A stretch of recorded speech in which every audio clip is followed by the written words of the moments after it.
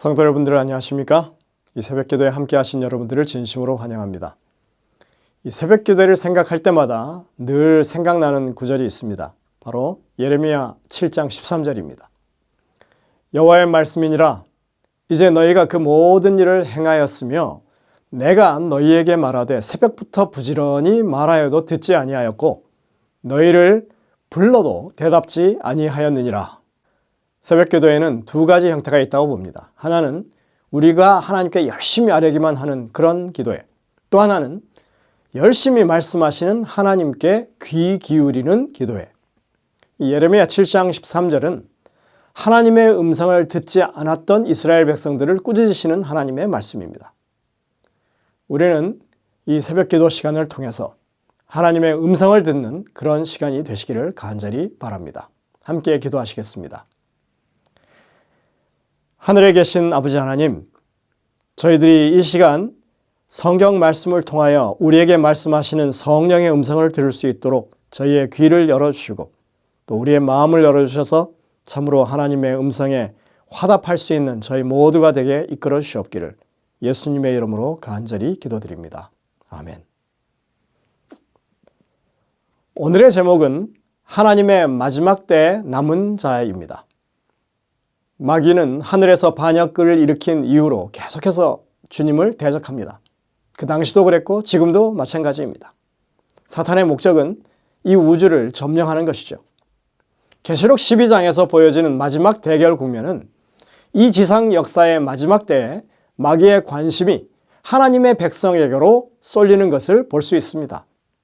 계시록 12장 17절은 용이 사단이 여자 교회에게 경노해서 분노해서 그 여자의 남은 자손과 더불어 싸우려는 그런 내용을 이야기합니다. 그 여자의 남은 자손이라고 하는 이 표현은 흠정역에서는 남은 자로 번역되어 있습니다. 하나님의 남은 자들은 여전히 그리스도께 충성하고 그분의 진리에 순종하며 그분의 사명에 충실한 사람들을 가리킵니다. 우리는 여기서 잠깐 여인의 남은 자손의 신원을 확인하기 전에 계속 패배만 하는 사탄의 모습을 좀 살펴봐야 되겠습니다. 연전연패죠. 이 사단의 모습은 화가 가득 찬 모습으로 보여집니다. 이미 두 번째 국면, 여인의 후손에게 십자가에서 패배한 사탄의 모습은 화가 난 모습입니다. 땅과 바다는 화 있을진저 이는 마귀가 자기의 때가 얼마 남지 않은 줄을 알므로 크게 분내어 너희에게로 내려갔음이라. 계시록 12장 12절이죠. 이렇게 화가 났다고 했는데 다시 세 번째 국면, 여인을 광야에서 해하려 하다가 실패하자 그는 또 화를 내는 모습을 보여주고 있습니다. 17절에 용이 여자에게 분노하여 돌아갔다 이렇게 기록하고 있는 것입니다. 네, 여러분들 이 사탄의 영향권에 있는 사람들에게서도 이와 동일한 정서가 특징으로 보여집니다. 가인이 아벨을 죽이기 전에 이미 그의 마음에는 분노가 가득했음을 보이고 있습니다. 가인과 그의 재물은 받지 아니하신지라 가인이 몹시 분하여 안색이 변하니. 창세기 4장 5절 이렇게 말하는데 6절에 보면 여호와께서 가인에게 이르시되 내가 분하여 함이 어찌 됨이며 안색이 변함은 어찌 됨이냐 이렇게 물으십니다. 믿음의 정도를 걷는 사람과 그렇지 못한 사람의 정서적인 차이가 여기서 분명하게 보여지고 있습니다. 혹 여러분 주변에 이 분이 가득한 사람들을 보면 정말 그 사람들을 위해서 많은 기도가 필요하다고 하는 사실을 기억하시길 바랍니다. 자, 이제 계시록 12장 17절을 보시겠습니다. 용이 여자에게 분노하여 돌아가서 그 여자의 남은 자손 곧 하나님의 계명을 지키며 예수의 증거를 가진 자들과 더불어 싸우려고 바다 모래 위에 있더라 했습니다. 하나님의 백성들은 언제든지 씩씩거리는 그런 사단을 볼 수 있습니다. 틈만 있으면 쓰러뜨리려고 온갖 노력을 기울이려 합니다. 결코 우리가 방심할 수 없는 이유가 거기에 있습니다. 그런데 이 말씀 속에서 마지막 시대에 사탄이 더욱 부담스럽게 여기고 눈에 가시처럼 여기는 하나님의 백성의 특징이 드러나고 있다는 것입니다. 마귀는 특히 하나님의 계명을 지키는 백성들에게 분노하며 그들을 멸망시키기 위해서 할 수 있는 모든 일을 할 것입니다. 마귀는 결국에 가서는 법령을 제정하고 하나님의 백성들이 매매할 수 없게 하고 투옥하고 죽음에 직면하게 할 것이라고 그렇게 말하고 있습니다. 계시록 13장의 내용이 그것입니다.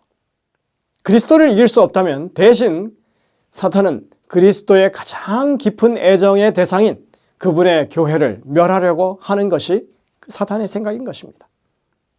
지구에서 일어나는 마지막 전쟁을 마치 중동이나 그런 곳에서 일어나는 실제적인 전쟁으로 말하려는 사람들이 있습니다. 그러나 그것이 아닙니다. 그것은 전 세계 각지에 있는 하나님의 백성의 마음에 휘몰아치고 있는 전쟁입니다. 그것은 그리스도와 사탄이라고 하는 두 대립 세력 간의 전쟁입니다. 단언하지만 이 전쟁에서 누구도 중립적인 위치에 설 수 없다고 하는 것입니다. 하나님 나라의 남은 백성으로서 묘사된 사람들은 두 가지 특징을 보입니다. 첫 번째, 하나님의 계명을 지키는 사람들이라는 것입니다. 두 번째는 예수의 증거를 가진 사람들이라고 하는 것입니다. 이 두 가지 특징이 나열되고 있는 것은 이 두 가지 사안이 용과의 전쟁에서 이슈가 되는 것들이라고 하는 것을 말해줍니다. 우리가 앞으로도 이 문제에 대해서 다각적으로 공부하게 되겠지만 새 천사의 기별을 다루는 이 시작점에서 개괄적으로 이것을 살펴보는 것은 유익하다고 생각이 됩니다. 이 두 특징은 모두 넓은 의미에서 혹은 좁은 의미에서 생각할 수 있습니다. 하나님의 계명을 지킨다고 했을 때 넓은 의미에서 보자면 그것은 하나님의 사랑의 율법, 즉 십계명을 지키는 것을 의미합니다. 계명에 대한 순종은 전부 아니면 의미가 없습니다. 9가지는 순종하는데 한 가지는 안 지켜도 된다? 이런 것은 여기서 용납이 되지 않는 것입니다. 야고보는 아주 분명하게 그 부분에 대해서 선을 그었습니다. 누구든지 온 율법을 지키다가 그 하나를 범하면 모두 범한 자가 되나니, 야고보서 2장 10절에 있는 말씀이죠. 이것은 어느 특정 계명만 지키면 해결되는 것이 아니라고 하는 것을 분명히 합니다. 하나님을 사랑한다면서 이웃을 미워하는 것은 거짓말하는 것이라고 하는 요한의 기별과도 같은 맥락입니다. 오늘날 기독교는 이 메시지에 귀를 기울여야 할 것입니다. 여기에 재림교회도 예외가 될 수 없습니다. 안식일을 존중하고 지키는 것이 이웃사랑을 대체할 수 없는 것입니다. 그러나 여기에는 분명한 차이가 존재합니다. 재림교회는 하나님의 사랑의 율법을 전체로 존중하고 따르려 한다는 것이고, 그 외에 타 기독교의 입장은 율법에 대한 곡해와 더불어서 안식일 계명을 근본적으로 인정하지 않고 배척한다는 데 분명한 차이점이 있습니다. 이것은 우리가 율법을 완벽하게 순종할 수 있느냐 없느냐 하는 문제와는 별개로 하나님의 계명을 전적으로 수용하고 그 말씀에 순종하겠느냐와 관련된 문제이기 때문에 아주 중요한 사안이 아닐 수가 없는 것입니다. 이러한 자세는 당연히 두 번째 특징과 연결됩니다. 예수의 증거를 가졌다고 했죠? 예수의 증거는 예수님에 대한 증거, 예수님이 하신 말씀이라고 할 수 있습니다. 넓은 의미에서 볼 때 그것은 하나님의 기록된 말씀을 가리키는 것으로 분명히 할 수 있습니다. 예수님 당시에야 하나님의 말씀은 구약 성경이었고, 예수의 증거는 예수님에 관한 증거, 예수님이 하신 말씀을 우리가 생각한다면 그때 기록되었던 신약 성경을 말씀하는 것으로 볼 수 있습니다. 그런데 계시록 19장 10절에 보면 예수의 증거는 곧 대언의 영이라고 이 둘을 동일시하고 있습니다. 이 대언의 영을 그 자체만으로 볼 때는 하나님의 성령을 가리키는 말씀입니다.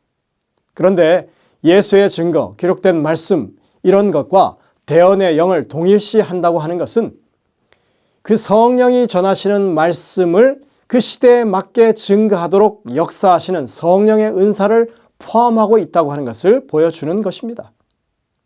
그래서 재림교회는 시대마다 하나님의 성령의 음성을 사람들에게 증거하는 이 예언적인 은사들이 존재해왔다고 하는 것을 분명하게 인정합니다.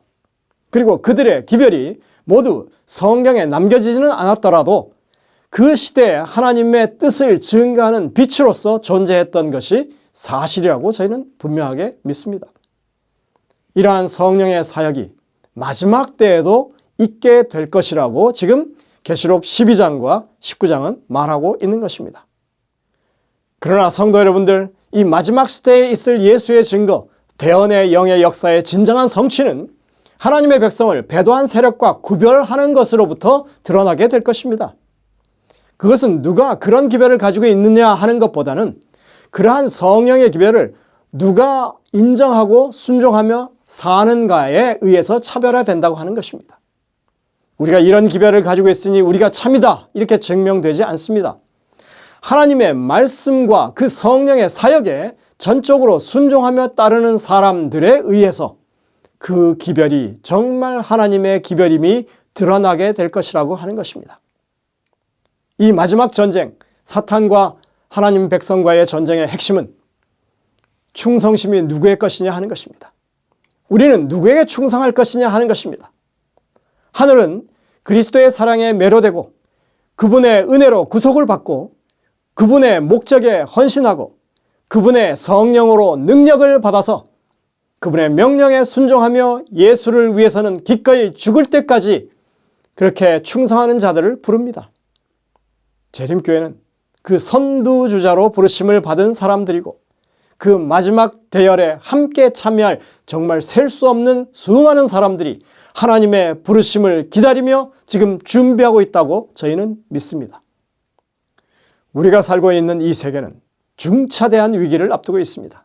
그러나 예수님 안에서 예수로 말미암아 예수를 통하여 그리고 예수님 때문에 우리의 승리는 보장되는 것입니다. 우리를 순종으로 이끄는 믿음으로 말미암아 그분과 연결되어 있다면 이 일이 가능할 것입니다. 그리고 이 모든 일은 전적으로 승리하시는 주님을 우리가 선택하는 일에 달려있다고 하는 것을 여러분들 기억하게 되시기를 간절히 바랍니다. 기도하시겠습니다.